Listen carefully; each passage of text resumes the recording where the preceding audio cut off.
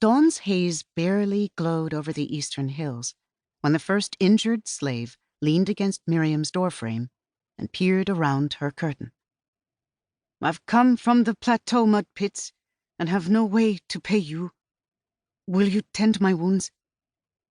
He averted his eyes, drew a breath, and held it. Was he waiting for rejection? Yes, come in." Miriam rocked to her feet and hurried to welcome him before his courage failed.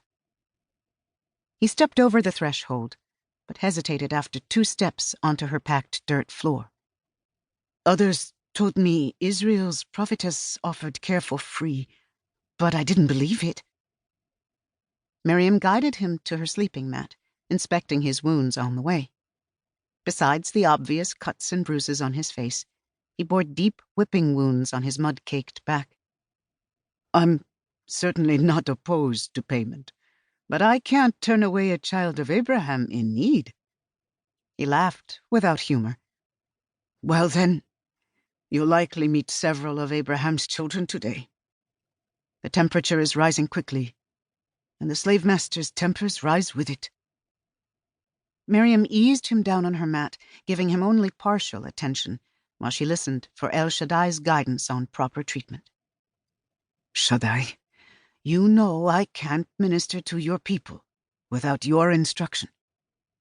She'd been trained as a midwife by her friend Shifra, but treating injuries and wounds had come through years of experience and revelations from God, who alone knew the intricacies of the human body. The man must have noted her hesitation and pointed to his left side.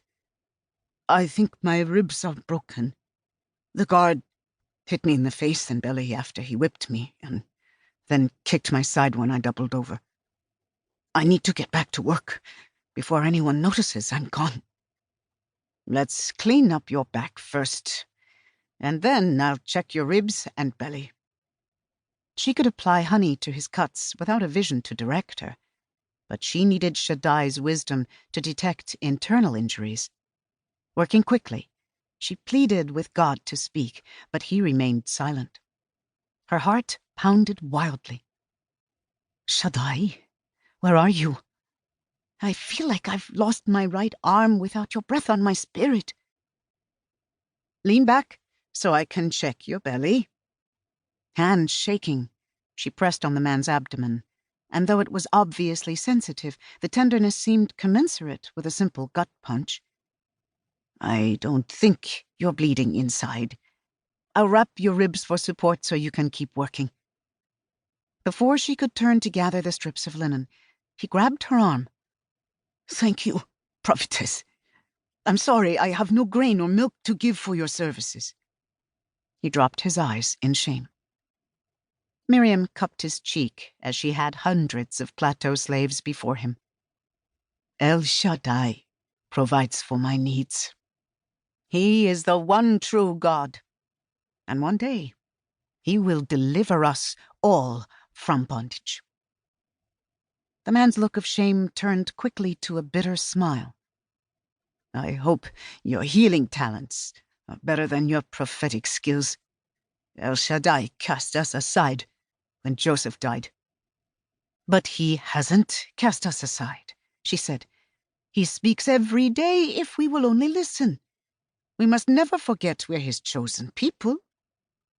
The man winced, struggling to sit up.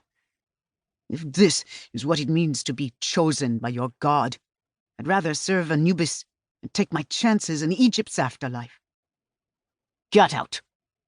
A deep male voice intruded, and Miriam knew without looking that her nephew Eliezer had heard the slave's comment. "You came to my daughter Miriam for help, but instead you insult her. Now get out!" His size and bearing were even more imposing in Miriam's small room. "I'm sorry, The slave tried to stand, but Miriam pressed on his shoulders, forcing him back on her mat. "You'll sit there until I wrap your chest, and you'll listen, without interruption, about El Shaddai and his good plan for Israel." Miriam waved a finger at her nephew, on her way to the basket of linen bandages. And you will stop frightening my patients.